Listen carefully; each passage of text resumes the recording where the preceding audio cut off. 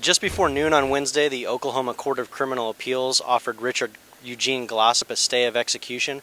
Glossip was scheduled to die by lethal injection today at 3 p.m. Here in McAlester at the state penitentiary.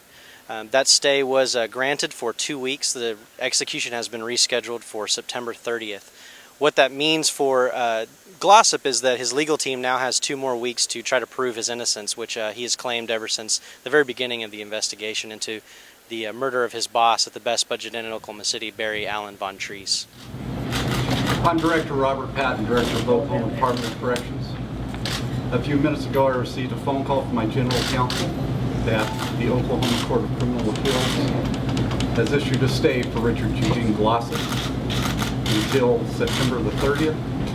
I have not read the actual order itself. I do not know the reasons behind the stay. I don't know what the stipulations of the stay are. I have met with Mr. Glossip's family and informed them of the stay. At this time we'll be shutting down all the procedures, all the teams that are here, and once we have more information or the actual stay order itself, we'll make sure it's posted. Thank you very much. Yeah, but just the kind of stuff we're talking about, Susan, you can say that. And just, and what made you get involved with it, and your phone call to him, and it, you know, and what you're saying, it's going to make it harder for a state. That, you know, Bob Macy was re-elected 3 times with his 54 death penalties. And it's going to make it harder now to go after a man like Richard. It's going to help everybody, I believe.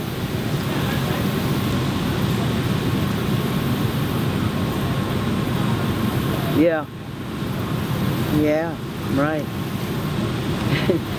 Yeah. Exactly. And the people are good. The people just don't know. So this helps all the people of Oklahoma, because they don't deserve this kind of stuff. They don't. All right. Thank you. Okay, now. All right, honey. Look, take care of your cold, and I'm glad, really happy to be able to talk to you. Okay. All right, I love you, Susan. Thank you, honey. All right, bye-bye. It's great. One day he's going to walk out of those gates, because the more they find, the more they'll be, and they would never bring him again to trial. So they will, what they'll do is they're going to present it, then they get it to a court, and so what they're saying is, overturn the death sentence, they'll order a new trial, and they will never go to trial again, and then they will quietly then just let him go, because they don't want to put them, because they don't have a case. Stay being granted.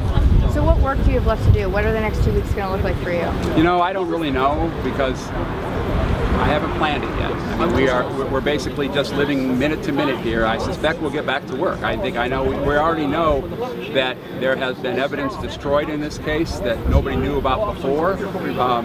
That was brought to our attention by Bill Cross at Fox News here in Oklahoma City, and we're following up on that. So we are looking for more information, and we're going to go back to doing what we need to do and file more papers if we can file more papers. What's that? And then Dale Bates told me also another case was filed in federal courts about the Department of Corrections. Do you know about that yet? Or? Well, I heard about it today. That's all. I don't know very much about it at all. I'm Graham Lee Brewer, reporting for the Oklahoman here at the State Penitentiary in McAlester, Oklahoma. Of course, you can follow this story and any updates on newsok.com or in the Oklahoman.